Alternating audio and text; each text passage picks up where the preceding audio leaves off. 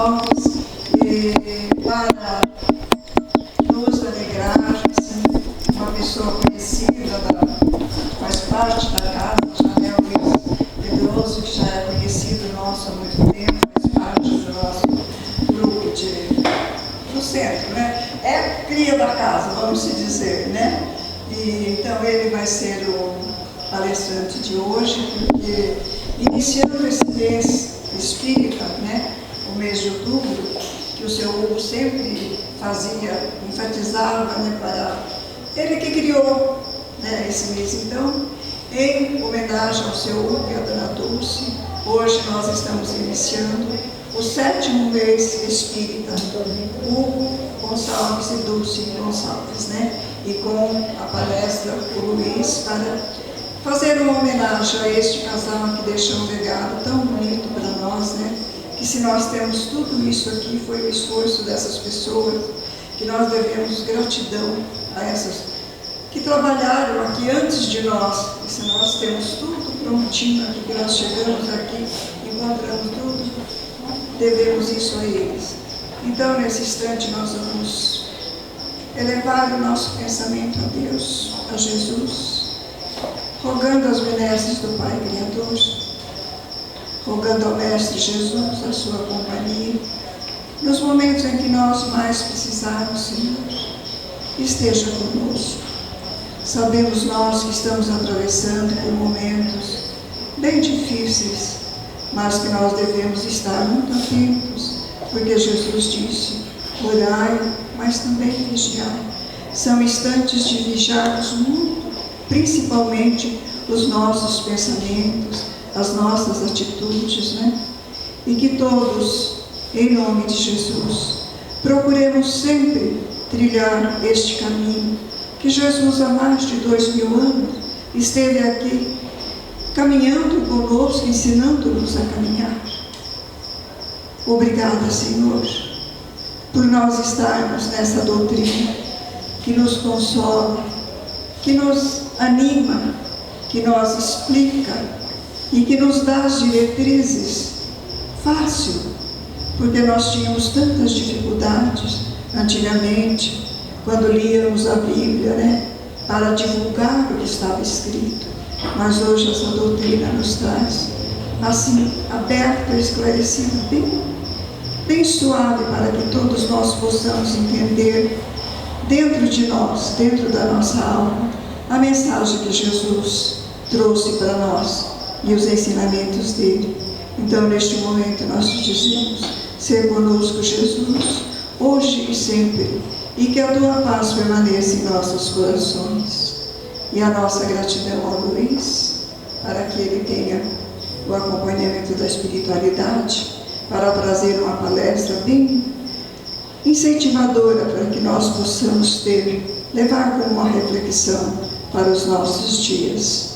Irmãos e irmãs, muitíssimo boa noite a todos vocês. Quero iniciar primeiro agradecendo o convite de estar aqui nessa casa.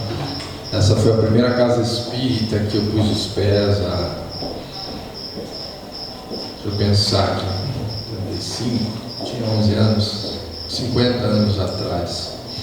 E quero, antes da gente tratar do tema, né, estava pensando hoje, assim, o papel, né, do seu Hugo dentro da história do norte do Paraná.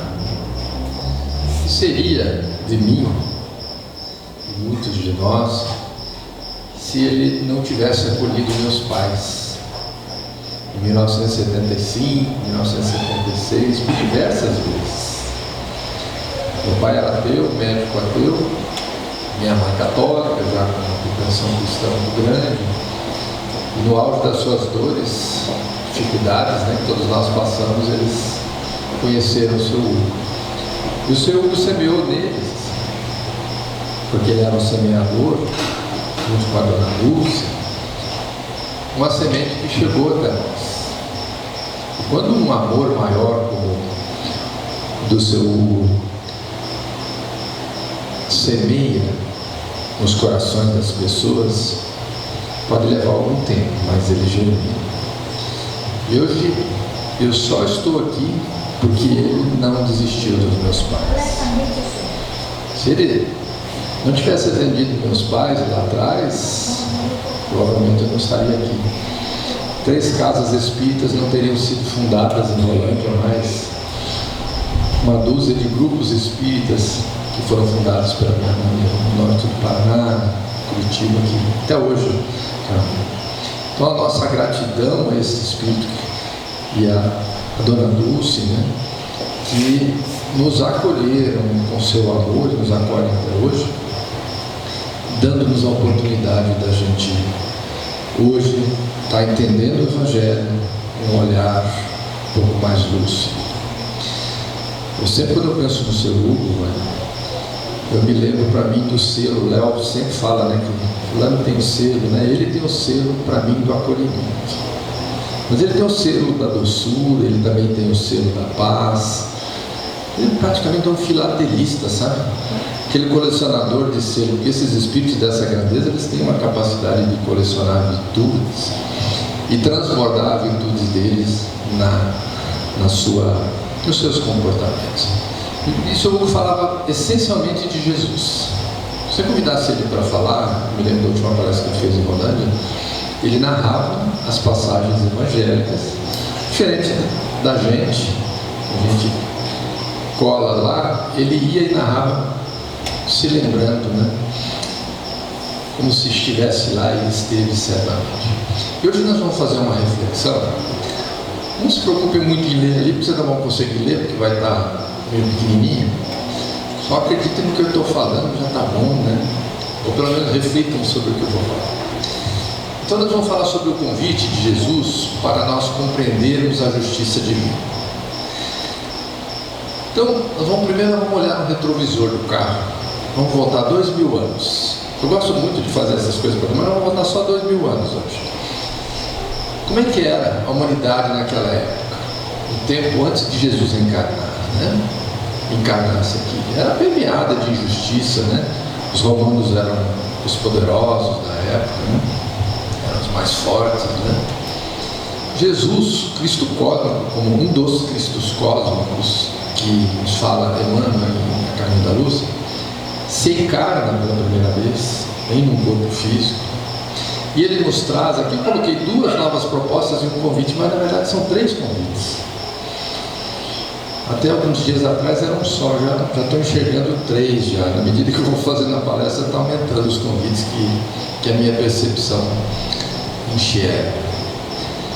O convite para a gente compreender de uma forma diferente a justiça divina, o convite para um novo código de relacionamento, um código de convivência, que tem mais um outro convite, que eu vou falar daqui a pouquinho.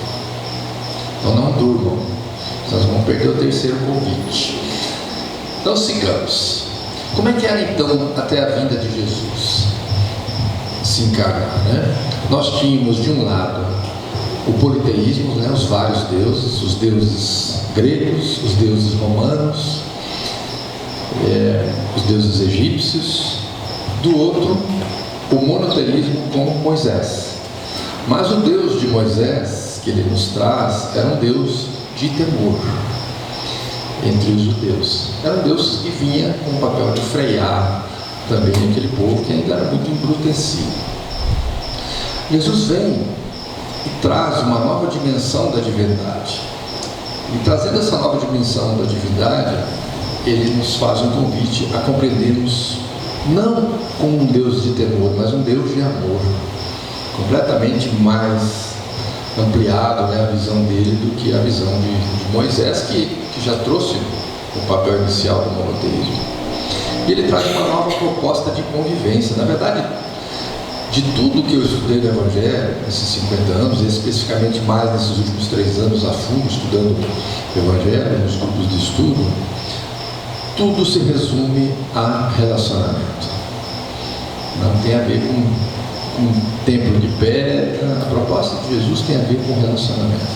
Nós vamos ver um pouquinho disso. Relacionamento com quem? Primeiro conosco. Nós precisamos nos harmonizar. Para estar harmonizados, a gente ter relações mais harmonizadas com o próximo e com a divindade também. Quando ele traz a proposta de um Deus de amor, ele está propondo rever regenerar esse relacionamento com a divindade, que era um relacionamento de medo, de temor. Ele traz um relacionamento de amor. Passados os 2000 anos, agora nós vamos olhar pelo para-brisa, olhando para frente, a gente pode cair na tentação de que o planeta não avançou na compreensão dessas duas propostas. E tem uma passagem do Evangelho que eu estudei há poucos meses atrás, no grupo, a Ana lá também estava conosco, que é aquela passagem conhecida que Jesus volta para Cafarnaum, está ali, está cheio de gente na casa dele, tinha acabado de curar um leproso, e vem um paralítico trazido por 4 homens e querem levar até Jesus para ser curado, mas não conseguem. Então, tinha um sacerdote, tinham diversas pessoas no entorno da casa de Pedro, em Cafarnaum. E aí o que eles fazem? Eles alçam no telhado a maca, destelham e descem esse irmão no meio da sala, no meio de Jesus, e Jesus cura, fala, pega a tua estrada, a tua maca e segue. E aí a gente vai estudar o Evangelho, a gente vai ver que esse paralítico, ele sofria de uma coisa chamada hemiplegia. Um dos evangelhos lá, se eu não me engano é Lucas, que era médico, fala da hemiplegia. Eu fui estudar a hemiplegia para entender. E achei muito interessante que nada é por acaso. Quero lembrar que aqui é um centro bom para cachorro. Lá em Holândia também, lá no nosso centro é bom para cachorro. Deixa ele aí, ele quietinho, tudo bom.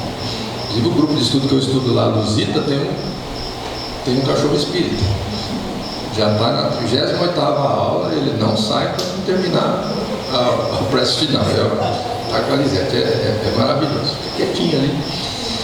Mas a hemiplegia espiritual, o que é? A hemiplegia física é a paralisia de um lado do corpo. Então aquele paralítico tinha um dos lados do corpo paralisado. Então a gente traz isso para o nosso planeta nessa simbologia de uma hemiplegia espiritual, onde o nosso planeta está paralisado ou atrofiado de um lado, não do intelecto, porque o intelecto nós desenvolvemos bastante nesses 2000 anos, mas da moral. A moral, ela está atrofiada. Então o nosso planeta é um hemiplégico espiritual. Talvez nós também estamos sendo convidados nessa passagem a curar a nossa hemiplegia espiritual, que é andar só com a asa do intelecto, desenvolver a moral através dos estudos, através de novos comportamentos. E ele também, quando a gente começa a olhar o mundo, agora a gente tem celular, tem TV, você começa a ser bombardeado de coisas negativas que estão acontecendo, né? No mundo inteiro, guerras e tudo. Pode dar a impressão que nós estamos não no mundo de regeneração, mas no mundo de degeneração. Aliás, essa palestra, a partir de agora, ela vai chamar mundo de regeneração ou mundo de degeneração?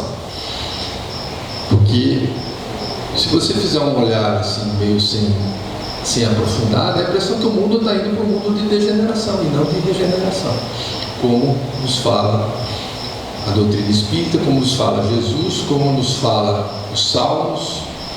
Nós vamos ver daqui a pouquinho. Então, de que forma que a gente vai compreender a justiça divina? Por isso que um dos convites é um olhar diferente para a justiça divina, em meio ao caos de guerras, em meio a tantas segregações, a polarizações, não só aqui como lá, a homofobia, a misoginia, ao racismo, aos preconceitos religiosos que até hoje existem, a violência com a mulher, que ainda existe, sem falar nas outras deturpações de caráter que estão espalhadas no mundo. Né? Como compreender a justiça divina, enxergar que nós estamos num mundo de regeneração e não num mundo de degeneração à luz da doutrina espírita? E existe uma palavra que sem ela não é possível, à luz da minha compreensão, do meu raciocínio, do meu intelecto, compreender a justiça divina e o Deus justo, que essa palavra chama-se reencarnação. Sem aceitar a reencarnação, que é o processo de ir e vir, em novos corpos, em novas personagens, e a cada personagem que a gente exerce, a gente desenvolve comportamentos que aquela personagem permite. Eu fui bancário nessa existência, por 40 anos, trabalhei aqui em Cambé, o privilégio. Veja como a programação reencarnatória é maravilhosa, né? Eu não imaginei que eu ia terminar minha vida aqui, profissional em Cambé. As coisas saíram de um jeito que eu dei lá o nome de diversas agências. E o meu chefe me mandou. Eu trabalhei por 2 anos exatos, os 2 últimos anos necessários que eu precisava vir para cá. Exatos. E no dia, 11 de julho de 2022 a 11 de julho de 2022. Será que é acaso? Não existe acaso. Então a reencarnação, sem a reencarnação, sem a concepção da reencarnação, não há Deus justo. Não é possível conceber um Deus justo, a menos que a gente não pense. Não há esperança também, porque sem a reencarnação a esperança, a fé perde. E o amor não vale a pena. Por que eu vou amar intensamente? Porque o amor, quando um amor parte para o plano espiritual ou se afasta de mim nesta encarnação, dói, é difícil, traz saudade. Por que eu iria amar então intensamente se não houvesse um amanhã, um depois? Então nós somos criados uma vez só. Isso a Igreja Católica fala, a doutrina espírita também. Nós somos criados uma vez só, espírito milenar. Só que ora no plano espiritual, ora no plano físico, vestindo roupagens, personagens diferentes, conforme a nossa necessidade. Na medida que a gente for compreendendo a justiça divina, que vai permear não só o nosso planeta, não é que nem a nossa lei aqui, que as leis civis no mundo, elas são de acordo com o processo evolutivo de cada país. Então tem leis aqui no Brasil, são diferentes dos Estados Unidos, são diferentes lá da Arábia, do Oriente Médio, da Rússia, mas a justiça, as leis que regem a justiça divina são iguais, são imutáveis, porque elas são perfeitas. Elas não se adaptam à necessidade do momento. Nós estamos mergulhados nessas leis, queiramos ou não queiramos. A reencarnação é uma lei de justiça. Eu tenho amigos que não são espíritas, que não concordam, não aceitam a reencarnação, por força de dogmas que foram colocados na igreja. E eu falo para eles, fica tranquilo. Eu tenho 60 anos, vou fazer 61 daqui uns dias. Daqui 50 nós vamos estar nós dois no plano espiritual. Você vai ver que a reencarnação existe. Mas mais importante que aceitar a reencarnação é ser bom, é amar, é exercer os comportamentos de amor. Tem uma passagem lá no Céu e Inferno que fala a cada um segundo as suas obras. Ou lei de causa e efeito, você colhe o que você planta. Tem alguém aqui que já plantou alguma coisa? Nem que seja um feijãozinho na escola. Estava comentando isso ontem. Se a gente plantar soja, no máximo você vai colher soja. Eu falo no máximo porque se der uma tempestade talvez você nem colha soja, né? Mas no máximo você colhe soja. Se você plantar milho, você vai colher milho. É da lei. Por que seria diferente conosco?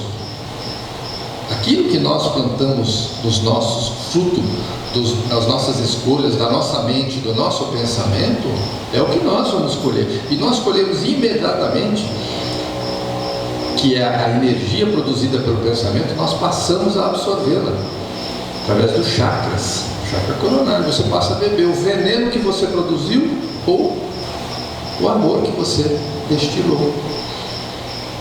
Então, reencarnação, pluralidade dos mundos, imortalidade do espírito, lei de causa e efeito, intercomunicação com o mundo espiritual, são pontos fundamentais para a gente entender a justiça divina. E quando a gente entende a justiça divina, fica mais fácil a gente entender as nossas dores.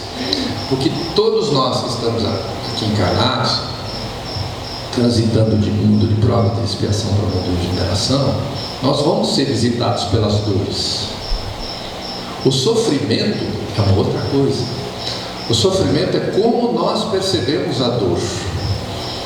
Então a mesma dor de uma pessoa, ela é percebida diferente conforme o grau evolutivo que está. Eu tenho um amigo que se tornou diabético. Eu sou diabético tipo 1 há 25 anos. Começou a briguei com o diabético, me revoltei, achei que não era nada, né? Desandei a comer pudim, achando que isso não é nada, é só uma gripinha que passa, ignorante. Coisa para 400, 500, eu tive que tomar insulina, fazer exercício. Com o tempo, eu aprendi com ela que ela é uma irmãzinha que me disciplina, que me dá a oportunidade de repensar as minhas escolhas, do que me serve, do que não me serve, da questão emocional. E esse amigo se tornou agora diabético. Tipo, o diabetes dele estava em 600. E eu estava caminhando, como nada no acaso. Ele é caminhoneiro. Estava caminhando. Quando eu vejo ele está do outro lado da rua. E me deu um negócio de cruzar a rua e começar a conversar com ele, descobrir que eu estava com diabetes, vamos conversar. A dor é a mesma, mas ele está sofrendo diferente. Então o sofrimento é a percepção de como a dor nos visita. Quando nós enxergamos e compreendemos melhor a justiça divina, a doutrina espírita nos permite isso, o sofrimento fica mais leve. A gente vai passar por aqui, mas passa com menos dificuldade. E qual foi o convite? Falei de 2, né? Vamos falar do terceiro, né? O terceiro não tem a ver com templos de pedra, não tem a ver com posses, com autoridade temporal aqui, não tem a ver com rituais externos. Trata-se de um convite interno. Um convite para cada um de nós transcendermos as nossas relações conosco, com o próximo e com o Pai. Todo o Evangelho, todas as leis, ele resumiu: amar a Deus, o próximo como a si mesmo, lá na tríade. Esse é o grande convite que a gente tem que entender e aceitar. Tem o livre-arbítrio. Em que momento você vai transcender essa relação? Quando a gente fala de mundo de regeneração, nós estamos falando de regeneração do quê? Regeneração de relacionamentos. Relacionamentos internos, com as nossas limitações, precisamos regenerar aquilo. Externo, com os nossos desafetos, com aqueles que pensam diferente da gente, que a gente não sabe. E a regeneração com a divindade maior, com o Pai, enxergando e compreendendo a sua justiça.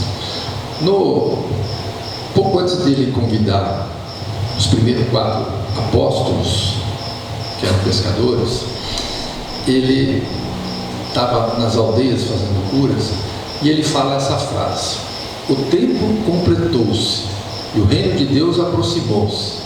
Reformai vossa mente e confiai na boa nova. O que ele queria dizer com isso? O tempo completou-se. Não é o fim do mundo. O fim de um ciclo está muito próximo. E aí ele fala: o reino de Deus está aproximado, está ali perto. Onde é que está o reino de Deus? Lá atrás eu enxergava o reino de Deus num espaço físico, um céu de beatitudes, né? Uma colônia espiritual mais elevada. Hoje eu entendo que o reino de Deus está dentro de mim, está dentro de você de cada um de nós, e tem um nome: reino de Deus, reino dos céus, Cristo interno, qualidade, como alguns autores, não importa o nome, mas ele está dentro de nós. É como se ele falasse para nós, espíritos: o teu reino está próximo.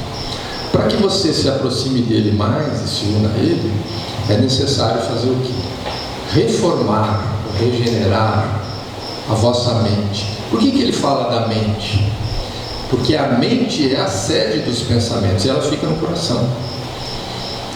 É a mente que produz as nossas escolhas, dos nossos pensamentos bons ou maus. Então, quando ele fala reformar, é assim: regenera os teus pensamentos, a tua forma de pensar, de enxergar a vida, as relações, e confia na boa nova. Para que a gente possa confiar, a gente precisa conhecer, precisa compreender.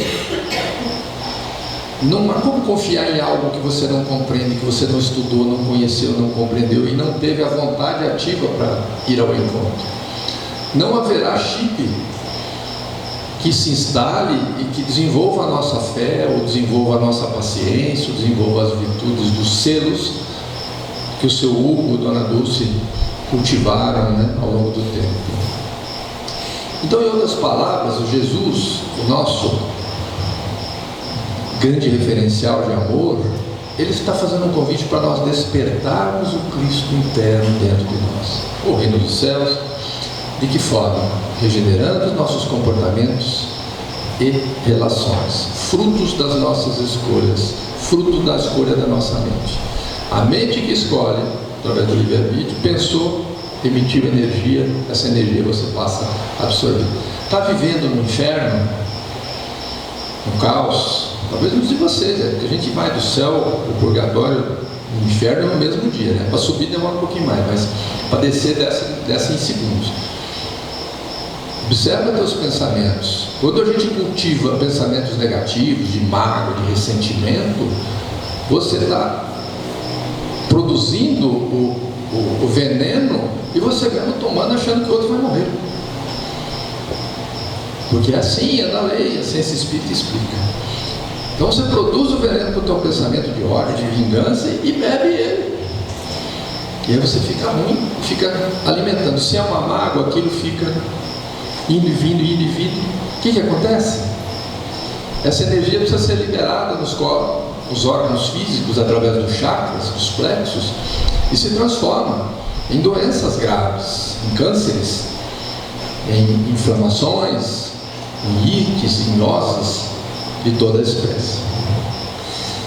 Então Jesus resume, né, na tríade, como eu falei, né, para vocês: amar a Deus sobre todas as coisas, ao próximo como a ti mesmo. Então, no ciclo de regeneração, nós devíamos estar conectados com essa necessidade, com esse convite. Regenerar as relações, começando conosco, com as coisas que nos desarmonizam, conhecendo, através do processo de autoconhecimento, de autocontrole, né? Trabalhando as coisas que estão limitadas. Tem uma passagem lá nas Bem-aventuranças, e eu, no grupo de estudo do irmão Pastorino, que era no Estuda Conosco, na terça-feira eu fui estudar a 40º encontro. Nós já estamos aqui, 3 semanas nós vamos estar no 40º encontro, justamente o Sermão da Montanha. E numa das passagens lá das Bem-aventuranças, ele descreve, aliás, em todas as Bem-aventuranças, ele descreve todos os ciclos evolutivos do Espírito. Nós não vamos entrar nisso agora, nós vamos entrar só em no que fala também da condição para você habitar o mundo que ele está falando lá. Então ele fala: bem-aventurados os mansos e pacíficos, porque herdarão a terra. Vocês já ouviram isso? Então ele está colocando assim: felizes os que desenvolverem a virtude da mansidão, a virtude da pacificidade, da paz, essa característica de levar a paz nos relacionamentos, porque eles vão o quê? Herdar a terra quando?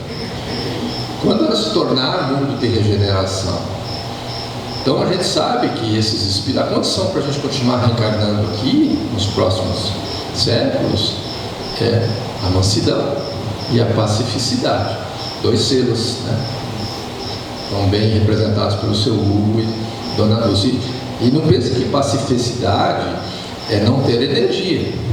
O Jesus era pacificador, mas ele era firme, extremamente firme. Seu Hugo era firme, Dona Dulce muito firme, minha mãe firme nas suas, não tergiversava, não negociava os seus valores, levava a paz, sem produzir no outro o desequilíbrio. E ele traz uma receita, né? A receita para que a gente tenha condições morais para herdar, continuar reencarnando. Mas está tão ruim, Luiz.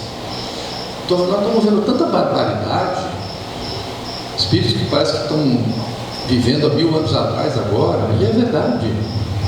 Divaldo nos conta que milhares de espíritos que estavam represados no plano espiritual inferior, que não podiam reencarnar para não atrasar aquela fase que já estava na Idade Média, estão reencarnando agora, porque nenhuma das suas ovelhas se perderá. Então estão tendo uma nova oportunidade, estão reencarnando um corpo físico geneticamente avançado, mas com uma moral e um intelecto de 1000 anos, de 500 anos atrás. São essas aberrações que a gente vê. Como pode adulterar uma bebida, como pode segregar, como pode roubar um aposentado, e por aí vai. São espíritos que vêm, que ainda estão presos àquela mentalidade de 1000 anos.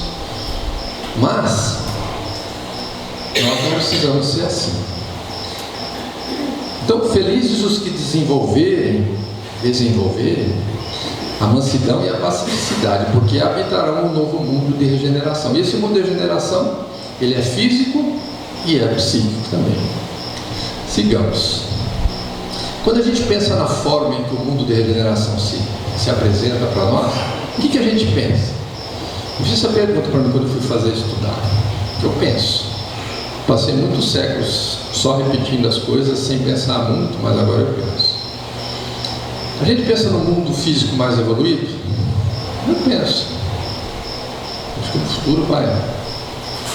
Nas relações dos povos em bases mais harmônicas, puxa, não seria bom, né? Não ter guerras, né? Não ter tanta turbulência. Eu penso no mundo de regeneração assim. Será que isso vai se dar num piscar de olhos? Será que se dá numa virada de ano ou numa data de um século?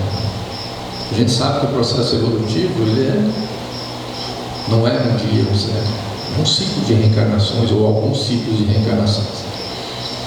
Ou se dará de forma contínua esse mundo de regeneração? Por onde vai começar a regeneração? Já pararam para pensar nisso? Às vezes a gente não pensa, né? Eu fiz essa pergunta para mim. Se a gente está entrando no mundo de regeneração, aonde começar? Qual é a minha parte? De que forma eu começo? Regenerar o quê? Primeiro que regenerar, a gente só regenera o que está degenerado, né? Se tiver bom, não precisa. Se eu for fazer uma reforma aqui, o meu olhar aqui, não estou enxergando nada. Está tão linda a casa, está azul, não tem pintado, talvez tenha um piso, o outro quebrado. Você vai mexer naquilo que está degenerado. E para isso precisa mergulhar, precisa olhar, precisa ter sensibilidade, precisa ter autoconhecimento. Você não muda o que está bom, você só fortalece. Então, primeiro é importante a gente compreender o que é regeneração. Depois eu vou falar os 3 passos, através do Evangelho, uma passagem da regeneração para a gente finalizar. Re significa voltar. Gene é origem. Então, é voltar à origem, voltar àquilo que está degenerado em nós, não é no outro, é em nós. Então a regeneração, ela começa em nós, através do processo de autoconhecimento, onde nós vamos compreender aquilo que está degenerado, que muitas vezes, como a Joana fala, são sombras que estão ali, que a gente desconhece mais que a esposa, que o vizinho, que a pessoa que trabalha conosco conhece, o amigo. Enquanto nós não fizermos esse processo de mergulho íntimo, de regeneração, nós ficamos aquilo que a gente chama refém dessas paixões. Eu digo que os comportamentos são como, sabe aquelas gavetas de cômoda que tinha antigamente? Hoje não tem tanto mais para vender, mas tinha lá 4, 5, 6 gavetinhas. As gavetas de baixo são os comportamentos mais primitivos, as de cima são os comportamentos mais evoluídos. Não tinha umas gavetas que abria fácil, outras que abrem difícil? As que abrem mais fácil são os comportamentos primitivos. A gavetinha do olho por olho, dente por dente, a gavetinha do bateu, levou. Agora, a gaveta do 70 vezes 7 perdoa 70 vezes 7, às vezes ela está emperrada. Por quê? Porque a gente não puxa, a gente não a escolhe. E aí o que acontece? Quando você é estimulado, qual é a gaveta que abre primeiro? A trilha que está mais forte, a gaveta que mais você usou. Se você só tem a do olho por olho, dente por dente, vai abrir essa daí. Agora, se o seu Hugo for estimulado, qual gaveta dele abria? Abria do acolhimento. Eu até estou vendo a gaveta abrindo com 2 braços assim, né? Que ele é assim, minha mãe era assim, Dona Dulce do jeito dela era assim, recebendo, acolhendo, né? Então, a proposta trata-se de regenerar as relações, começando conosco para depois regenerar as relações com o nosso próximo. E quando a gente fizer isso, por tabela nós vamos estar regenerando a compreensão da divindade e também a relação, porque a gente vai parar de transferir para Deus Deus não é justo, Deus não está me olhando, me esqueceu. Ou às vezes a gente nem fala, mas a gente perde a fé, desanima. Quando eu desanimo, quando eu entro num processo de depressão, por não enxergar uma luz no fim do túnel, influenciado espiritualmente ou não, nós estamos precisando regenerar essa relação com a vida, compreender as leis divinas. E quem está falando para vocês é uma pessoa que já teve depressão, que possivelmente possa ter de novo se eu não me cuidar. Eu sou depressivo, eu tive depressão, não, hoje eu não sou depressivo, mas assim, tive depressão e sou ansioso. Algum de vocês é ansioso? Não? Depressão também não? Só eu? Não teve, né? Depois da Covid, então nem se fala, né? Porque depressão o que é? Excesso de passado. Você começa a voltar para trás, querer mudar as coisas, não vai mudar, você só muda para frente. E ansiedade o que é? Excesso de futuro. Você fica preocupado lá na frente e o que acontece? Você esquece de viver o hoje. A Covid nos ensinou, nós já esquecemos. Viva o hoje. Aliás, não é nem o hoje, Vânia. É o agora. Para mim, de tudo que eu estou aprendendo no Evangelho, é como se estivesse falando, seja intenso nas coisas que você faz. Não importa se você vai fazer um bolo, vai tomar um banho, vai aguar uma planta, vai estudar o Evangelho, vai ajudar alguém, vai fazer. Seja intenso, coloque nesta relação com o que você está fazendo o teu melhor intelecto, o teu melhor conhecimento, numa conversa ou num bolo, e coloque a tua melhor moral, que é a tua melhor semente. Quando a gente faz isso, nós estamos vacinando contra a depressão, contra a ansiedade. E quando na minha relação, estou vindo fazer uma palestra aqui hoje, eu estou entregando o meu melhor, mesmo que o meu melhor não seja o que vocês esperam, mas quando eu entrego o meu melhor intelecto, e a minha melhor moral, o meu melhor amor nesta relação, não há espaços para culpas. Eu vou embora em paz. Isso serve nas nossas relações com os nossos pais, com os nossos filhos, com as pessoas que nós trabalhamos, com alguém da sociedade. Entrega o teu melhor. O semeador saiu a semear. Seu Hugo é o semeador. Ele semeava. A semente dele em mim levou um tempo para germinar. E alguns levam séculos, e outros germinam em dias.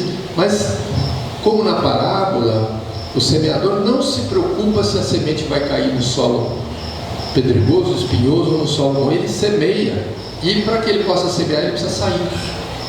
Ele tem que sair da sua zona de conforto, ir ao encontro do outro, ir ao encontro de si mesmo, no processo de autoconhecimento. Quando a gente sai com uma proposta de semear o que nós temos melhor, tudo se modifica, tudo se transforma. Você pode estar vivendo no meio do caos, num mundo primitivo em algumas regiões.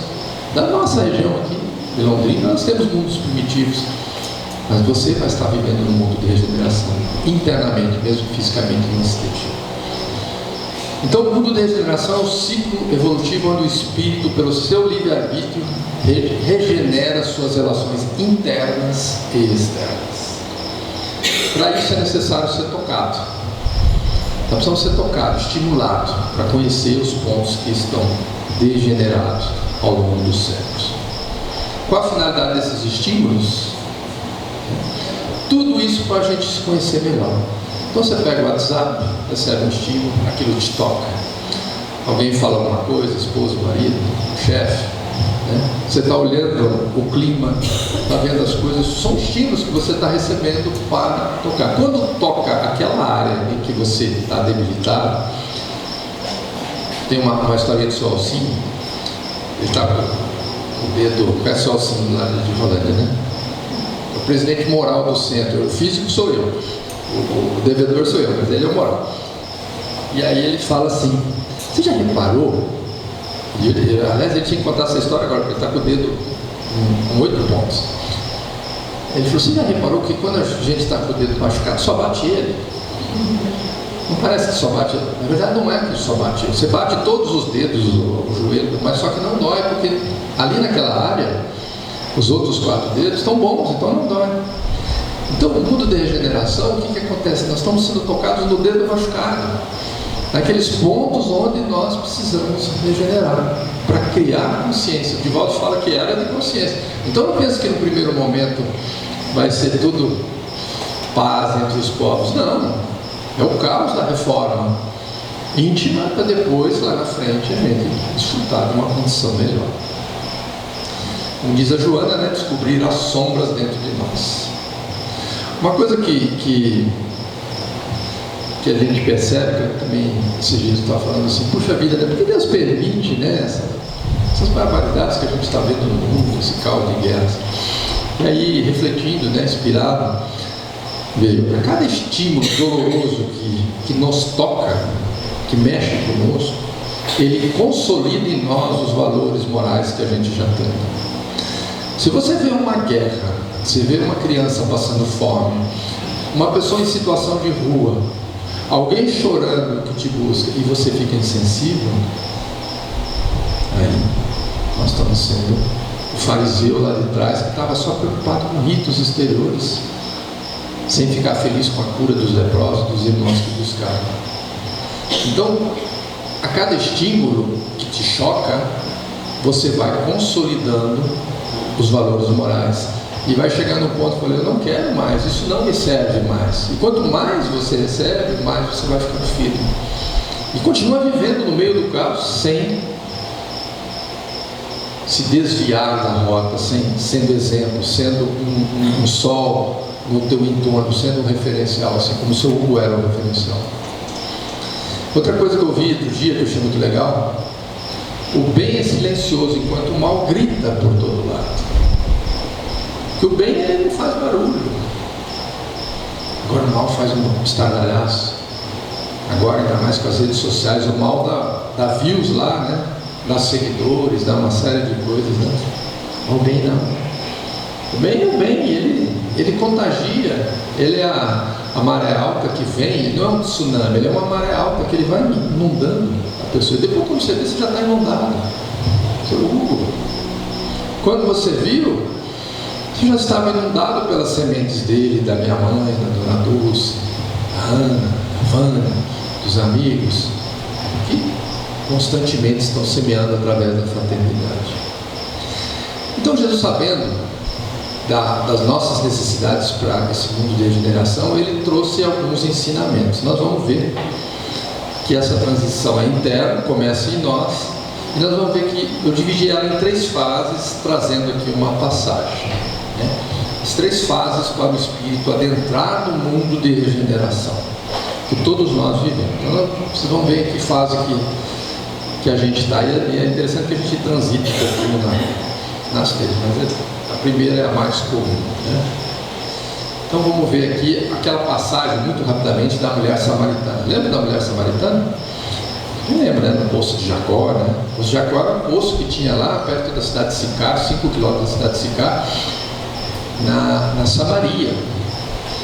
E Jesus estava voltando lá para Cafarnaum e passa por ali e fica sentado ali enquanto os discípulos vão comprar alguns víveres lá para eles comerem, porque eles estavam, não tinha hotel naquela época, era tudo muito, não tinha Uber, não tinha iFood, não dava para pedir no WhatsApp, tinha que ir lá e rezar para ter um lugar lá, porque alguém vendesse um pão, alguma coisa, uma fruta, uma semente. Então Jesus voltava para Cafarnaum, e Cafarnaum é a cidade do Consolador, e também era um entroncamento lá de Roma, por isso que tinha uma centúria. Então eu gosto muito de pensar que nós no processo evolutivo estamos na Cafarnaum hoje, que é o nosso entroncamento evolutivo, onde nós vamos para cá ou vamos para cá. Então nós vamos ver nessas 3 fases, para que a gente possa chegar a Jerusalém, que é a cidade da paz, o templo, a conquista do reino do céu, os caminhos que a gente tem. Então ele escolhe passar pela Samaria, o que não era aconselhável para um judeu. Por quê? Porque havia uma dissidência entre os povos judeus e os samaritanos, tudo por causa de um templo. Tinha um tempo, quando o templo dos judeus em Jerusalém, quando foi destruído, eles foram reformados, e os judeus não permitiram que os samaritanos ajudassem. Mas briguinha de centro que tem, de forma... Aí o que aconteceu? Já tinha isso lá, criou-se um outro templo na Samaria.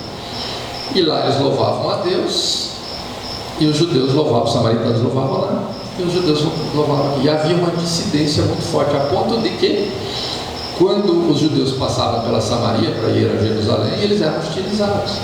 Então eram conhecidos como o povo dissidente de Israel. Mas Jesus escolhe ir pela Samaria. Como diz uma amiga lá, né, a Camila, né, ele gosta de causar. Jesus gostava de causar, curar no sábado, curar leproso, ferir o Shabbat, né? Jesus gostava de causar, isso é muito bom. Então ele escolhe passar pela Samaria para retornar a Cafarnaum. E Samaria também tem um simbolismo, que é a vigilância. Samaria representa a vigilância. Mas também o outro lado, quando a gente está invigilante, a gente se torna dissonante, como parte dos samaritanos. A gente se torna dissidente, a gente se torna segregador. Então parece que a Samaria não tem nada a ver conosco, Cafarnaum não tem, mas tem. Nós estamos na nossa Cafarnaum fazendo escolha, passando agora pela Samaria, fazendo a escolha. Nós vamos ser dissidentes ou vamos ser acolhedores? Nós vamos ser inclusivos ou segregadores? É uma escolha do livre-arbítrio de cada um, que escolhe. Quando você manda um WhatsApp, quando você se relaciona, quando você está se movimentando nas relações, você está fazendo essa escolha de Cafarnaum e de Samaria. O que eu já falei, né? Vamos seguir. Ainda vamos ver a primeira fase, né? Que é o primeiro diálogo que ele tem. Então ele começa a dialogar com a samaritana e começa assim. No primeiro momento, Jesus pede para a samaritana que lhe dê água para beber. E imediatamente ele é questionado por ela, pelo fato de ele ser um judeu, homem, conversando com uma mulher casada samaritana. Isso será que tem alguma coisa a ver com a gente? Esse modelo, nós não somos samaritanos, não somos judeus hoje, mas nós vestimos os mesmos modelos mentais, psicológicos que havia lá. Vamos ver. Então, nesse ponto, nós vamos ver Jesus rompendo mais um modelo mental de segregação, quando ele propõe um novo patamar de relação. Quando ele se relaciona com pede água samaritana, ele está quebrando. Quando ele cura no templo de Betesda, que é um templo pagão, em pleno sábado, o paralítico com 38 anos, ele está rompendo o modelo mental, colocando a barra aqui em cima da relação. Agora é assim. Nós precisamos vencer essas limitações, essas coisas que nos limitam dentro dos processos relacionais. A mulher samaritana, naquele primeiro momento, representa o espírito que ainda está preso às convenções humanas, aos modelos mentais que limitam o relacionamento, que é a primeira fase. Nós precisamos vencer a dissidência. A dissidência nas relações. Eu não me relaciono com fulano que ele não pensa igual eu. A gente fecha tudo em caixinhas, né? Em tribos, só se relaciona dentro da tribo. Essa é a primeira fase. Para entrar no mundo de regeneração, vai ficar no mundo de prova e expiação se ficar só nisso, que não vai se descolar. Mas sigamos. Na medida que Jesus vai dialogando com ela, falando de uma água que mata a sede para sempre, ela começa a se interessar. Mas no primeiro momento o intelecto dela não compreende bem, mas ela queria aquela água que não precisasse beber mais. Até porque a mulher, que era responsável por buscar água, andava 5 quilômetros de Sicar até esse poço, que era abençoado pelo pai Jacó, como ele que sempre também dá água para os animais. Mas aí, nesse primeiro momento ela fica interessada, mas pensando nos benefícios físicos que ela teria, não precisava mais beber água, beber uma vez só e acabou, né? Opa. Até que Jesus começa a falar dos detalhes da vida íntima daquela mulher. Fala que ela teve 5 maridos e que o atual, o 6º, não seria o definitivo. E aí ela toca ela. E aí ela fala: vejo que és profeta. E a partir do momento que ela fala vejo que é profeta, ela entra na segunda fase, que é iniciar o diálogo, a aceitação do diálogo com um judeu, algo que era inconcebível. Ela aceita. Então ela sai da fase dissidente para uma fase de aceitação, dialogando com Jesus.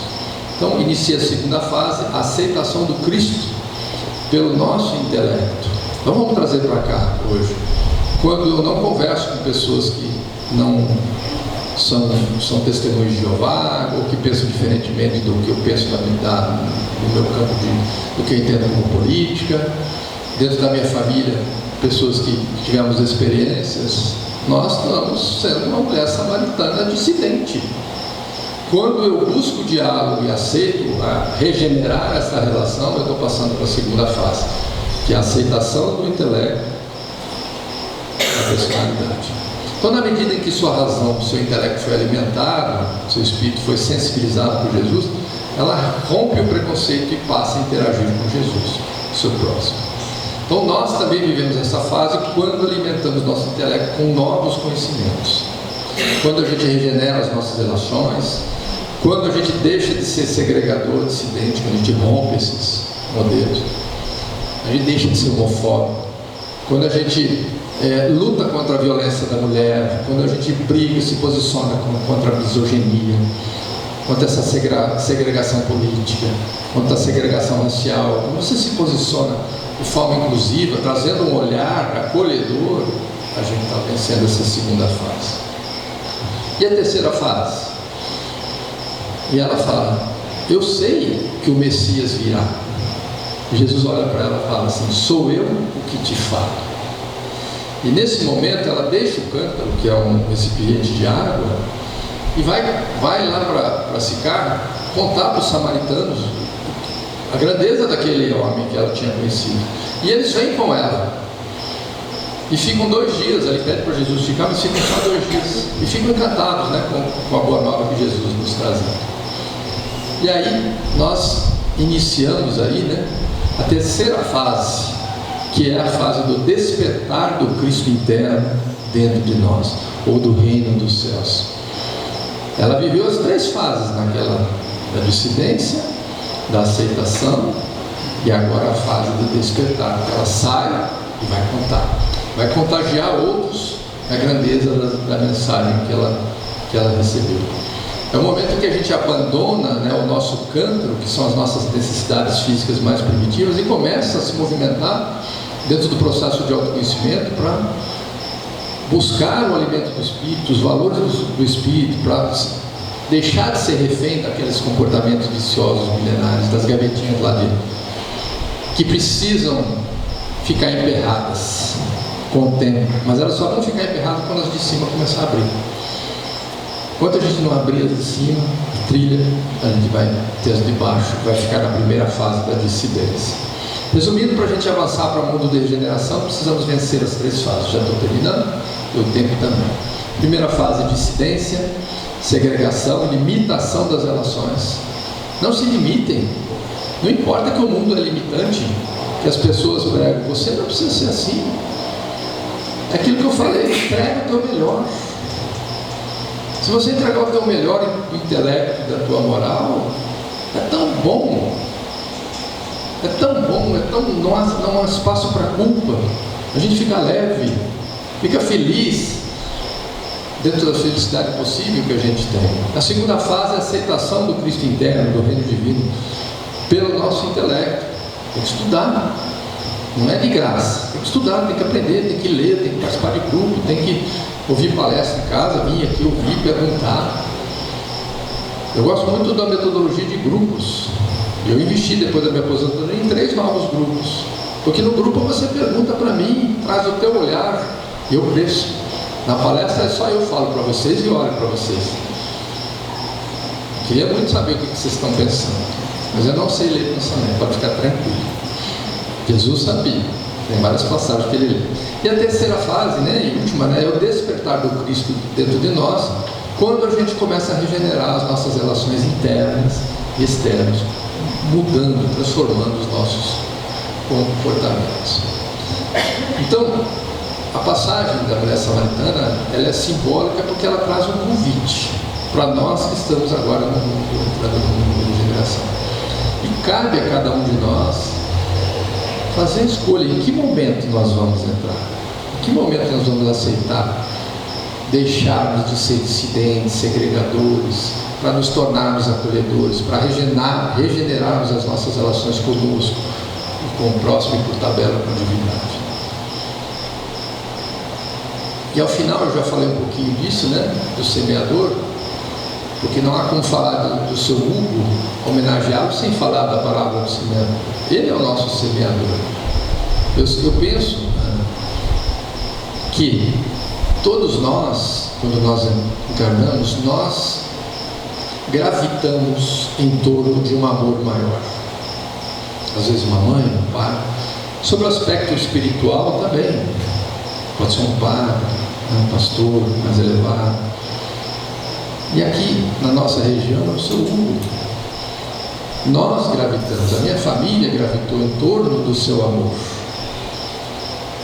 permitindo que ele semeasse em nós as melhores sementes que ele tinha, porque ele sempre entregava o que ele tinha de melhor. E ele não se preocupava se nós estávamos prontos, se o nosso solo estava pronto, se ainda é pedregoso por ser pedroso ou não. Ele semeia.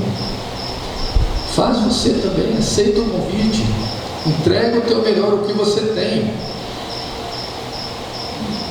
Quando me falaram que eu precisaria assumir a entidade, Movimento Essencial Espírita, em que minha mãe foi por anos, meu pai também por anos, se eu tivesse me falado 20, 30 anos atrás, eu falaria, jamais. Quem sou eu? Se me falassem assim, um dia você vai vir fazer palestra aqui. Se o seu Hugo tivesse encarnado, eu não tinha vindo, não.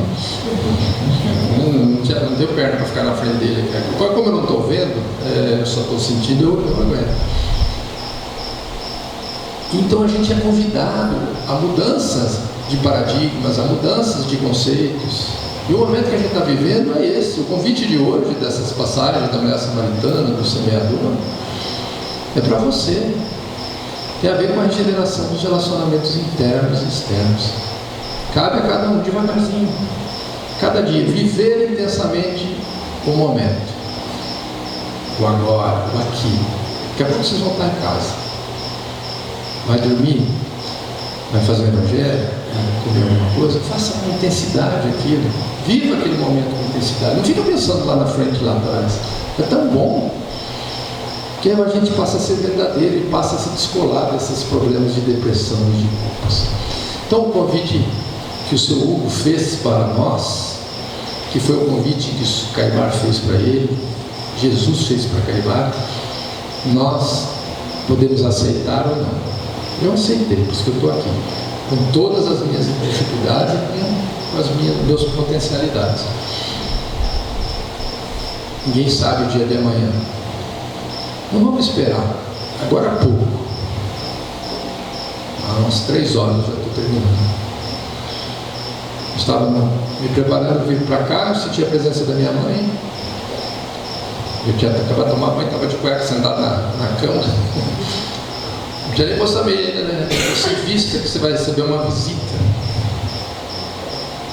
Não tem e-mail lá para ter calção de troca, né? E recebi a visita do meu avô, que é um espírito ligado ao meu processo evolutivo, que é aqueles espíritos que são referenciais para nós, que quando eles falam para a gente assim, meu filho, o que você está fazendo? Você para de fazer aquilo e já vai para o outro lado. Meu avô é assim para mim. E ele vem pouco. E eu fiquei muito feliz que ele veio.